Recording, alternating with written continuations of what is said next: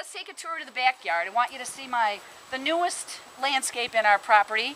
We installed this particular landscape plan 2 years ago. And when you put a new landscape in, you should know that there's a little saying in the horticultural world that first when you put them into the ground, they sleep for a year. The second year they creep, so they grow a little bit. And then the third year is when they actually start to take off. So my trees are in that creeping mode right now. Hopefully next year we'll get a lot of new growth on the plant material. My favorite thing is when I bring people back here for the first time, we always come through the gate and make them walk outside, because then when you come through, you get really kind of a cool vista of what's happening with my garden.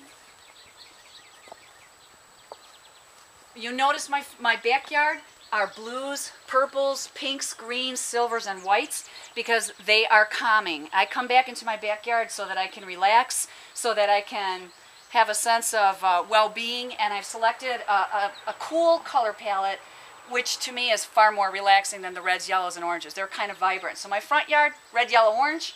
My backyard is the lavender, blue, purple color theme. Again, how did we design this? This could be a small area where you could entertain guests for me, once the sun goes away, because it's just too hot. But if you were a young teenage girl, it'd be a great place to lay out and get a tan. Again, not going to do that. We've designed this area as our service area. Behind the grid work that you see here are the garbage cans, and so they are hidden from everybody's sight, so it makes the backyard look a little bit better. When you pass through here, you really can't see what's happening on the other side, which is a cool landscape principle. Keep them guessing. What's next? What's next? So when we walk through my garden path, my yard is irregular shape. And it is my longest shot here is from where we're standing out to that back corner. So to make my yard seem bigger, that becomes the focal point of my landscape plan. I have a woman that lives in the neighborhood who does photography and has taken family shots back there and brings her daughters back there for pictures. So it's kind of it's the first spot that you see when you walk in through my backyard, and it's what a designer would consider a focal area. This area that's up here is my shade garden. Because these birch trees here are casting a lot of shade during the afternoon, my hydrangeas only receive sunshine during the morning hours. If you're a hydrangea fan like I am, I could tell you a little bit about the different varieties that I have. The one that we passed by earlier is just starting to set some blossom on it. This is called a diamond frost hydrangea tree, where all of the lower limbs have been removed and it's now been turned into a standard. This beautiful specimen is a water lover.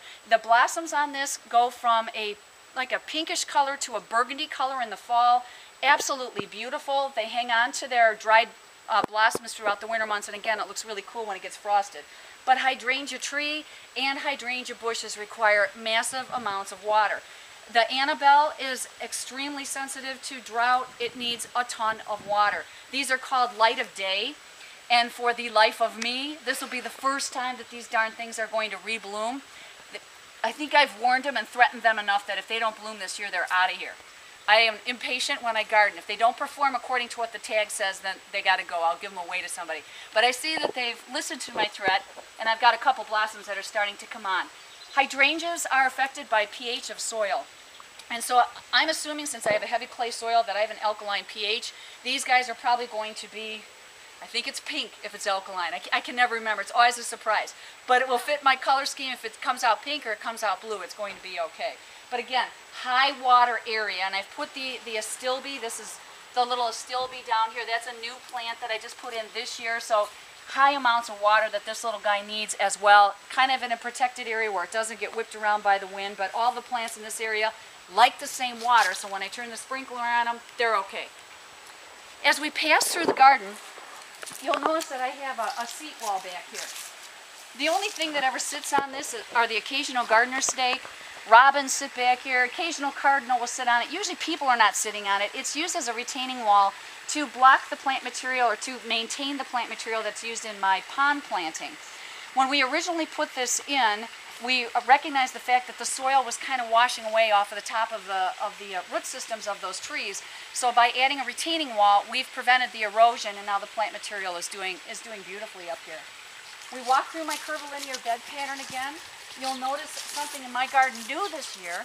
I am really trying to grow vegetables in my formal gardens. So periodically I've got containers that are spaced in my formal garden that are growing food that I can actually eat. I've got a tomato plant that's back here, and in a little bit I'll show you some bins that I've got on the west side of my house. That was also a service side of my house, and it is now turned into our vegetable garden. A few years back, we had a huge hailstorm, and when the hailstorm came through, it damaged all of my traditional planters, so I became a huge advocate of rusty metal broken down plant containers that I pick up from the flea markets for $2, $3 every chance I get. So I have a huge excess surplus of it. I even pick up tchotchke for my garden because I love decorative items that kind of fit with my theme. I'm a huge birder. I don't care if it's a chicken bird or if it's a bird that flies through the air. I love garden tchotchke that reflects my rusty kind, I guess it's because I'm old, rusty. I like rusty stuff. But it's a great, inexpensive way to add some architectural features, some cool things to look at in your yard. And when I'm in my sunroom, I can look out and it makes me happy to see my little chicken house. But you'll see here we've got, again, another grouping of geraniums. And these are the ones that I was telling you about. These little guys here have had no mushroom compost added to them.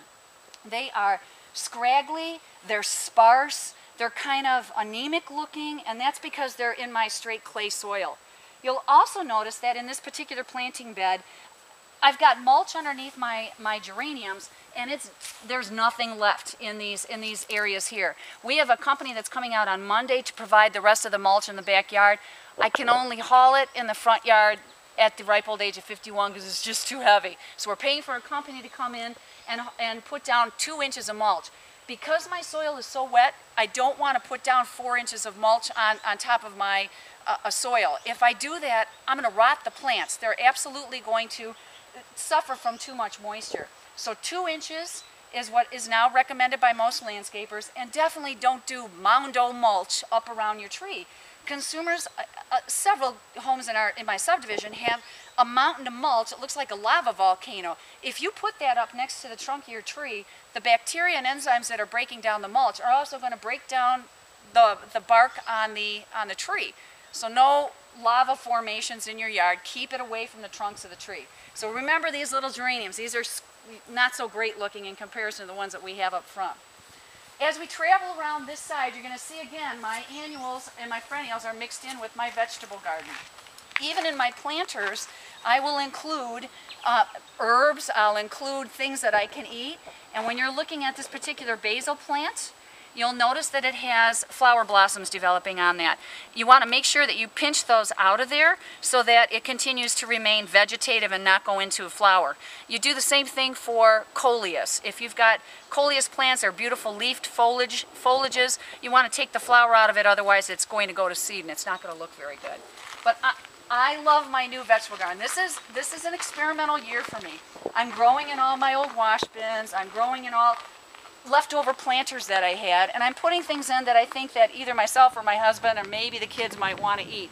We've got some grape tomatoes growing in a container. The only suggestion that I would make for people is make sure that you water containerized plants every single day if it's vegetables. My tomato plant needs water every single day. They also need support, and this is a new product that I found at locally at Tri-County Stockdale, and it is a phenomenal folding tomato cage that doesn't collapse like the round ones used to, or doesn't fall over. And in the big winds that we had the other day, it kept everything upright and didn't knock over. But you can see, it's probably even today, I could pick some of those tomatoes, and with my basil, I can make a caprese salad. It will be delicious. I've got some garlic that, not so sure that that's doing too well. It might be too wet. And the thing with gardening for people, it's an experiment. Every year that you put stuff in, you're going to learn something about what you've done. You can see that this soil is real easy to work with, way better than if I was trying to dig in the ground. But I still think that maybe it's not getting enough light. It may have gotten a little bit overwatered. Oh, it's working. There's a little garlic clove that's starting to develop. I just bought a garlic from the grocery store and broke it apart and slapped it in here to see if it would work. And I guess the answer is yes, it will work. Yay! I've got some sunflower seeds that are growing in these planters here, and not because I'm going to bake them or eat them, I'm going to decorate with them up front. When the fall hits, I cut their heads off and I take them up front and it feeds the birds. This little guy's a little on the dry side here, but here's what happened. This side of my yard probably only gets sunlight for about 5 hours a day. Most vegetable gardens need at least 6 hours. So some of my stuff is a little bit stretched. It's a little bit discolored. Again, it's still producing for me, so I'm okay with it. But some of the discoloration that you see on the plants is because it's not getting the full 6 to 8 hours that a vegetable garden really wants. It's experimental. For me, a vegetable garden is more therapeutic. I'm not so worried if I'm going to have a bumper crop of something. It's more about the connection with the land. It's about saving what little mind I have. I can come out here and garden, I can refresh and not worry about what's taking place during the day. But I can't tell you how many radishes we've pulled out. This is my third planting of radishes that we've had. We've got onions growing in the bottom. I mix my containers all the time. I know other people think, you know, you can't mix, but I say, try it. It's working okay. We've got chili peppers and bell peppers. I've picked a massive quantity of zucchini off of this poor little plant that got overwatered when we had monsoon season earlier in the year in May. But now I see it's coming back to life again. It doesn't have quite such discolored foliage on it, and it's, oh, there's a baby zucchini. There's 2 babies. Oh, cool. Okay, it's going to survive. I've got some carrots that aren't quite ready for harvest yet. This is a big boy tomato plant that did lose one of its limbs the other day in the big rainstorm that we had, but you can kind of tell it really likes this combination of potting soil and mushroom compost. I've never had tomatoes that are this ginormous, and I really think it's because of the daily watering, now that it's a large plant, as well as the mushroom compost added to the potting soil. You might notice that I've got a rain barrel. New this year, my husband and I are trying to collect rainwater to water our plants, and it worked great during monsoon season when you really didn't need the rainwater. Now during drought, I've emptied my tank. I highly recommend these, and I think next year we're going to invest in 2 more so that we have collected rainwater for a longer period of time. But that came from the big box store that you can purchase those for like $100. Well worth it. Plants do thrive better with rainwater than they do with city tap water, but it isn't enough for my yard. It's barely enough to keep my vegetables going here. I've got some cherry tomatoes that also seem to like my method of planting in the rusty old wash bins with the cow manure. Or horse poop. I got horse poop.